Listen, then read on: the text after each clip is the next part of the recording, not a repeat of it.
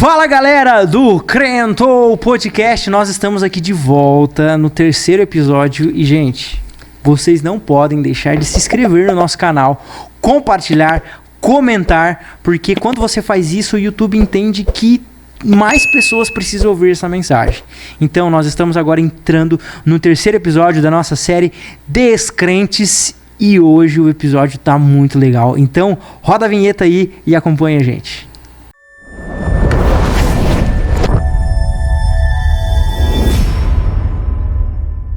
Fala galera, beleza? Nesse terceiro episódio, nós iremos entender um pouco sobre uma luta interna. Muitos, às vezes não tem nem problema com a igreja, mas tem problema consigo mesmo. O ideal da vida cristã é grande, é bom, mas a sua natureza, a minha natureza, às vezes nos faz desacreditar de nós, de si mesmo, e aí a gente acaba entrando num caminho que é a desistência da fé. Meu amigo, pastor Renan, cara, É nóis. pergunta importante. Existe um sentimento de insuficiência na vida cristã.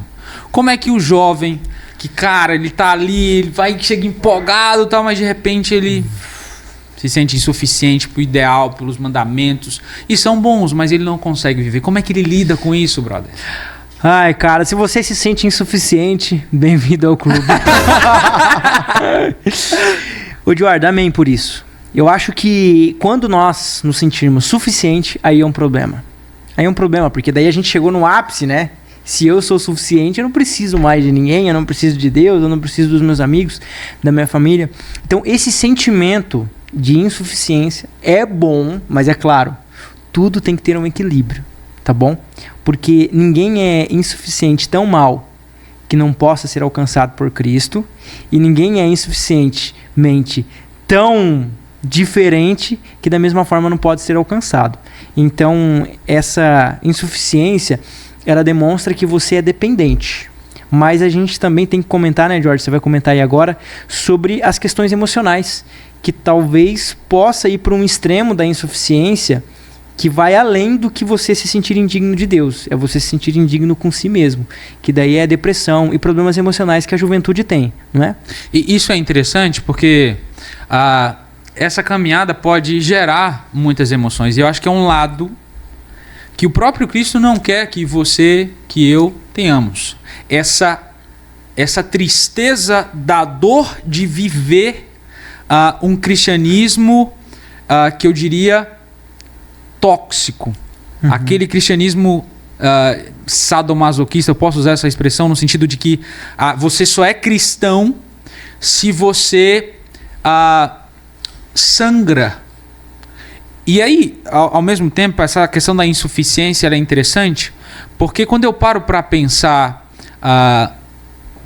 no Sermão do Monte, Jesus vai dizer assim: bem-aventurados os pobres de espírito.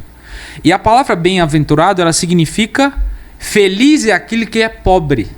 Então, Jesus olharia para uma pessoa que se sente insuficiente e diria assim: foi igual você. Cara, que bom. Feliz é você, porque se você se sente insuficiente, você está precisando de alguém que é suficiente. É a mesma coisa que uma pessoa que está doente, ela vai com certeza dizer que precisa do remédio. Então, esse é o caminho da jornada. E aí, Renan, tem um grupo que Jesus vai trabalhar bastante contra, e a gente vai ver sempre esse contraste, o fariseu e o publicano. Qual que é a diferença dos dois? E a gente encontra dois sentimentos diferentes. Você lembra? Bom, agora a gente vai para a parte bíblica, né? O fariseu, eles eram os mestres da lei ali, né? O Jordan, eles conheciam a Torá do Antigo Testamento inteiro, né? Que era a Bíblia que eles tinham. Já os publicanos, eles eram os traidores, né? Porque eles eram judeus que cobravam impostos em nome de Roma para os próprios judeus. Então eles eram um pouco traidor. Agora, depois de contextualizar aqui, Jordan, para você, a questão do farisaísmo e do publicano, o que você entende da diferença dos dois? De um que se dizia suficiente por conhecer toda a Torá, né, que era o Antigo Testamento da época, e por outro que era rotulado como um traidor, porque era um judeu que cobrava impostos do próprio povo judeu em nome de Roma, que Roma era a grande supremacia da época. Qual que é a diferença depois de eu ter dado o que eles eram para você? É interessante porque o fariseu é aquele que se sente suficiente. Ele olha para o publicano e ele sabe que o publicano é pecador, que ele não consegue corresponder às expectativas que existiam. E aí ele fala assim, ele não vale nada, ele é insuficiente. Já eu, que sou fariseu, que vivo a lei, que dou o dízimo, aí ele fala assim, Deus, eu mereço a sua graça, eu mereço o seu favor. Esses, na época de Jesus, eles tinham muito a mentalidade de que o que eles faziam salvava eles. É salvação pelas obras, pelas obras. E o que Jesus olha para o publicano e diz, esse merece a graça, porque esse sabe que ele é pecador, ele tem dívidas no sentido espiritual e que ele não consegue pagar. E somente aquele que nós entendemos que é Jesus pode pagar a nossa dívida. Então essa é a diferença. O próprio Jesus vai dizer que ele vem para aqueles que estão o quê? Doentes. Aqueles que precisam de cura. A pergunta que eu faço é, será que a nossa caminhada, mano, tá sendo mais farisaica ou uma mentalidade mais publicana, no sentido de se sentir insuficiente, de necessitar da graça de Deus? Jordan, isso aqui é muito interessante que você comentou. A gente está comentando aqui sobre a insuficiência, principalmente na fase da juventude, né? Na adolescência. Nossa, a adolescência é um pico de hormônios, né? E esses hormônios envolvem também o sentimental, desse sentimento de insuficiência. Por exemplo, eu nunca vou para a igreja porque eu não consigo fazer tudo aquilo que pede, né? Eu não consigo ter aquela cartilha que muitos colocam como um peso, né? Que é algo que é para ser bom, né?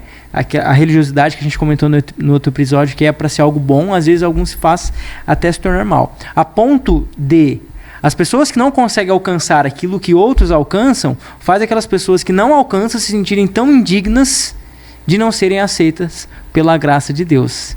Então, isso tem que ficar bem definido, que Deus, ele é suficiente, né? Tem até uma música do Douglas e Marcelli que diz, suficiente é o amor de Deus por mim. Então, se você é insuficiente, lembre-se que o seu Deus é suficiente. E lembre-se também que a caminhada cristã é como você subir em uma escada, Jordan. Eu posso ilustrar assim: você sobe um degrau todos os dias e pode acontecer de você escorregar e cair alguns degraus. E você vai continuar tentando. A santificação é um processo que tem início, mas não tem fim. Ninguém é tão bom que não possa melhorar, e ninguém é tão ruim que não possa se tornar bom. Então isso tem que ficar claro, que se você se sente uma pessoa indigna pela graça de Deus, você não é indigno. A graça de Deus, ela cobre todos os nossos defeitos. É claro que Deus, ele não se agrada com os nossos pecados, mas ele ama a insuficiência do pecador. Isso tem que ficar claro na nossa mente. Cara, além disso, a gente percebe um outro sentimento. Tem a insuficiência, certo? Mas também tem a inconstância. Que é muito, muito comum, né? Muito comum. A inconstância espiritual. E como é que a gente lida com essa inconstância? Então, eu acerto 10, mas eu erro 20. Como é que você lida? Que conselho você dá pra gente com essa inconstância da vida cristã? Às vezes é no namoro, às vezes é de ir fazendo um devocional, às vezes é da maneira de tratar as pessoas, até mesmo no casamento. A pessoa acerta aqui, mas semana que vem erra 2, 3. Como é que eu lido com a inconstância, cara? A inconstância sempre vai existir. Sempre. Sempre. Porque somos pecadores. Então um dia você vai acordar ali com vontade de ler a Bíblia, estudar a lição. Nossa, hoje eu só vou escutar louvores e parece que Jesus vai voltar para você ali agora. Só que tem dias, cara, que você vai rolar na cama, que você vai postergar, enfim, e você não vai ter vontade. A nossa vida é como uma roda gigante, Jordan, espiritual. Às vezes você está lá em cima e às vezes você está lá embaixo. E a experiência de santificação é assim. Você não vai começar do bom e sempre ir pro bom. Às vezes você vai retroceder, você vai voltar pro bom, subir, voltar. É assim, o que a gente não pode é parar. A inconstância sempre vai existir. Agora, eu não posso usar, eu sou inconstante, como um motivo ou um argumento para não fazer mais nada. Então, o próprio Pedro, né, o apóstolo Pedro, foi o cara que reconheceu Jesus como Messias, mas que dentro de poucas horas negou Jesus. É o cara que disse que, se fosse possível, ele batalharia por Cristo, mas foi o cara que negou Jesus. Mas foi o cara também que iniciou a igreja, né, ali junto com os outros discípulos. Então, a inconstância sempre vai existir. E Deus, ele sempre vai estar com os braços estendidos para você que caiu. Cara, se caiu, levanta, né? Se você caiu, levanta. Você não vai ficar ali para sempre. E a inconstância, ela vai existir, mas Deus, ele nos ajuda a superar os tombos que nós levamos devido à vida de pecado. Cara, isso é interessante porque você citou Pedro. E tem dois sentimentos nessa inconstância que podem nos impedir de caminhar na fé. O primeiro é a culpa, certo? A culpa, ela pode destruir você. Quando a gente olha para a história de Pedro e de Judas, a gente percebe que os dois foram inconstantes. Os dois estavam ao lado de Cristo, mas infelizmente não mantiveram ali. Os dois não, um deles não manteve. E o que eu percebo é que a gente precisa entender o que é culpa e o que é arrependimento. A culpa, ela é um sinal de que você não conseguiu manter o ideal. Mas se você se deixa levar pela culpa, você pode tomar o caminho de Judas. Uma coisa é você entender que errou e mudar. O problema é que a gente não entende a diferença de arrependimento e remorso. Em Judas a gente vê muito a dor pela perca. Judas, ele perdeu oportunidades, tanto de elevar a si usando a Jesus. Ele perdeu a oportunidade de um cargo, de uma popularidade. Ele perdeu o nome dele. E aquilo corroeu tanto ele que ele tirou a própria vida. Então é a dor da perca. Só que eu gosto muito da dor do arrependimento. A dor do arrependimento é a dor da mudança. A gente tem que entender que nessa inconstância faz parte, porque somos humanos. Mas a gente precisa entender que é mudança. E mudar dói. Santificação é tirar o meu eu, tirar mais de mim e colocar mais de Cristo. E isso dói, cara. Demais. Demais. O cara talvez era um bandido, o cara talvez traía a mulher dele, o cara talvez era um mulherengo, o cara tava na escola, ouvia todo tipo de música, viciado. Cara, aquilo tava encarnado nele. Para tirar isso, vai doer. Mas é arrependimento. É mudança. E faz parte. E tem uma lição que eu acho linda, e eu até coloco o meu amigo Guilherme. Ele uma vez escreveu um texto que eu achei brilhante. Ele diz assim, cara, na caminhada cristã, a coisa mais importante é não desistir. Uau.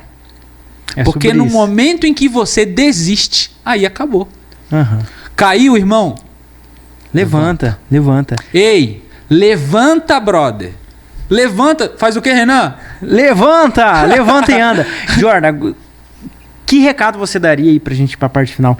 Que recado você daria pra um jovem, pra um adolescente que se sente tão indigno, tão insuficiente, que ele até desistiu de ir pra igreja, do Senhor? O que você dá, tipo de conselho? Porque tem tantos que estão viciados em pornografia, viciados em diversas coisas que ele sabe que faz mal, mas a prisão é tão grande. E depois de tudo isso, o sentimento de insuficiência é tão grande que ele fala, não, eu não posso chegar-se a Deus. Então, qual seria o seu conselho para um jovem que está enfrentando isso? Cara, eu quero fazer uma ilustração. Isso aí é muito interessante. Renan, me ajuda, tá? E você que está me ouvindo, isso vai ajudar a gente a compreender sobre isso. Você hoje consegue fazer R$1 milhão em um mês de maneira justa? Não. Senhor, Beleza? recebo, Pai. De maneira justa, recebo. Justa. Não, beleza. Eu também não. Não é possível. Mas, se eu te colocar os 10 empresários mais bem-sucedidos do Brasil, talvez você consiga? Com certeza. Te orientando, te Com ajudando. certeza. O que eu quero dizer com isso?